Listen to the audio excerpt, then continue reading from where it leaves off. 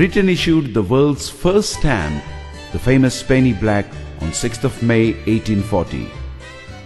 The inscription postage appeared at the top of the stamp and 1 penny at the foot. The striking feature of penny black was the omission of the country name, as Great Britain was the first country to issue the stamp. In India, stamps were initially issued on 1st of July 1852 under the authority of Sir Bartley Frere, Commissioner of Sindh. Those stamps were called as Sindh Dog. Those stamps were of half anna and was only used in the provinces of Sindh. First postage stamp valid across the country was issued on 1st October 1854.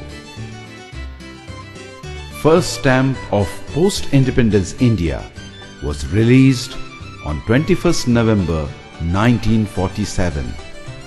Gradually, stamps began to be issued in many countries. The various sizes and shapes of the stamps, their fascinating designs, colors, created a great enthusiasm among the people, and thus a hobby of stamp collecting started. Primarily, it was a hobby of kings and maharajas. Kings of England, US President Franklin Roosevelt, Prince of Monaco, Pandit Nehru were all dedicated stamp collectors. From the hobby of kings, rapidly stamp collection became the king of hobbies. The word philately is derived from Greek word phil or philo, meaning an attraction of affinity for something. Anatalia means exempt from duties and taxes, to form the word philatelia. Philately is the study of stamps, postal history and other related items. Philately involves more than just stamp collecting. It's study of history behind the stamps, picture, design, shape, size and above all the occasion on which the stamp was issued. Traditional philately is study of the technical aspects of stamp production, designing, printing, stamp identification, etc. The study of fakes and forgeries, errors in printing, etc. are of great interest, and those stamps with errors are today very valuable among the philatelists. There are two main types of postage stamps: definitive, a regular stamp issued for day-to-day use as postage and is printed on a large scale. It is also reprinted. Commemorative or special stamps are issued to commemorate personalities, national, international events, flora, fauna, etc. These stamps are printed in limited quantity and are never reprinted. Commemorative stamps are available for sale only at Philatelic Bureau, head post offices and certain authorized post offices. Important conditions is that the stamp cannot be released on live personalities. Hence, despite of being a heartthrob of all Indians, Sachin Tendulkar's stamp cannot be issued.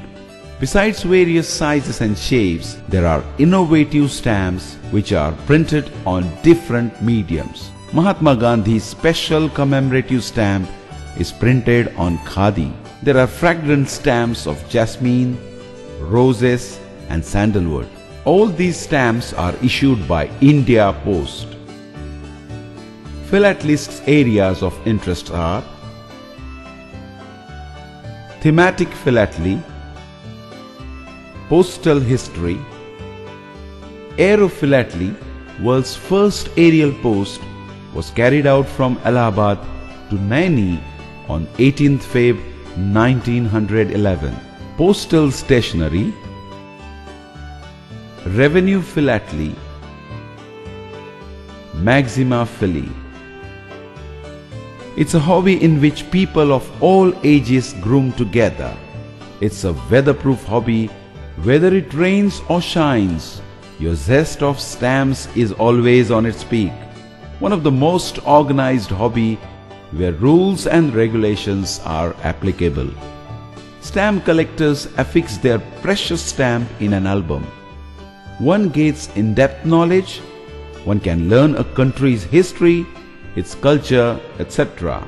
There are philatelic clubs where all stamp collectors get together and share a uniform platform, people from various fields become friendly with each other.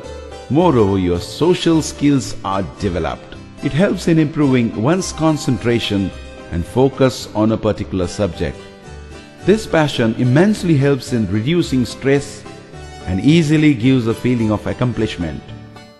No wonder stamps are a hardcore investment, since rare, defective, faulty stamps are highly priced in the market. Auctions are held and these stamps are highly precious.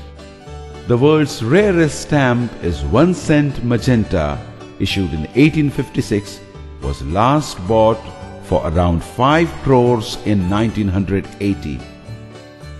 The world-famous error is one of the Indian stamp known as 4 annas, inverted head litho stamp, where the Queen's head appeared inverted. It is this printing error which makes it a unique example and is valued more than rupees 1 crore. The first Indian stamp, called Sindh Doc, valued at half anna, was generally the medium of payment for postage. Today this red stamp will cost you something between 15 to 20 lakhs. These are some of world's rarest stamps which are today highly priced in the market. The philatelic or stamp market is estimated above rupees 4,000 crore. In all, philately is a healthy business proposition and a career-oriented hobby. The value of a stamp is determined by a number of factors: the number available on the philatelic market, demand from the collectors inside and outside the country of origin, condition. A damaged stamp is worth only a fraction of one in fine condition. Thematic appeal, perceptions as to current or future value. Current events. A news event may temporarily increase values. For instance, the death of Diana, Princess of Wales. The place of purchase or sale. Values vary according to where the transaction takes place.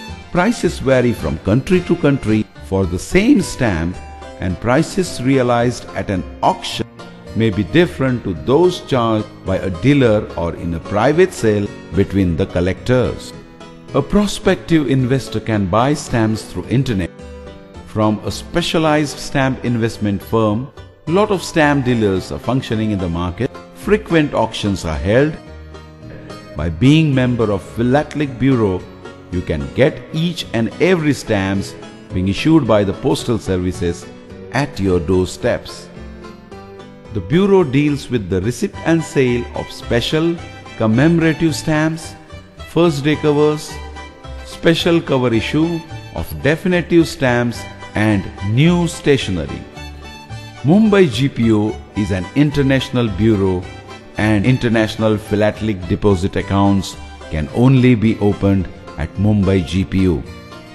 Worldwide philatelic exhibitions are held at regular intervals, where philatelists around the world come under one roof to exhibit their valuable collections.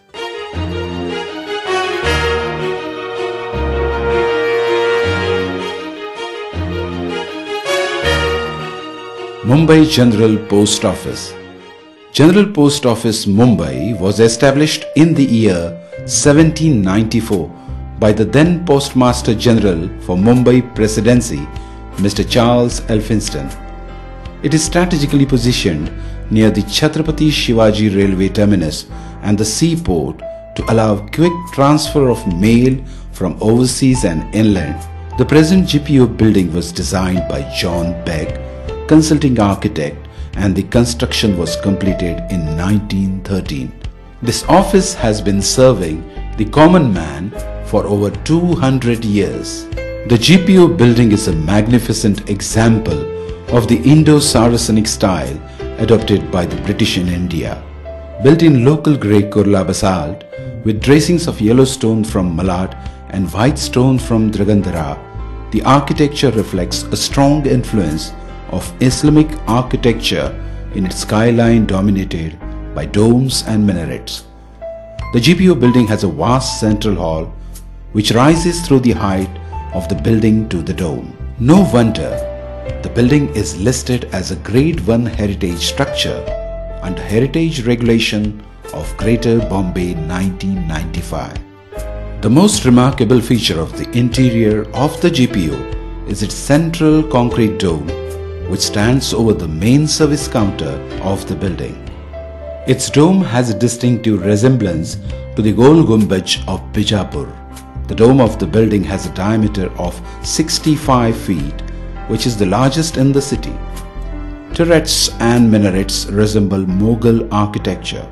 This building with the imposing dome and architectural design is one of the landmarks of the fort area of Mumbai. The Business Hall of Mumbai GPO is unique with 101 counters and serves about 40,000 customers a day. The renovated portion of Mumbai GPO, known as Bicentenary Hall, occupies 10,000 square feet area and has been provided with modern amenities like computerized saving bank, multipurpose counter machines, etc.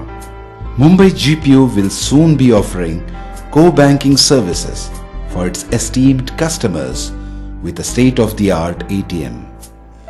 Today, Mumbai GPO stands tall among major post offices in the country, offering a bouquet of traditional and modern services.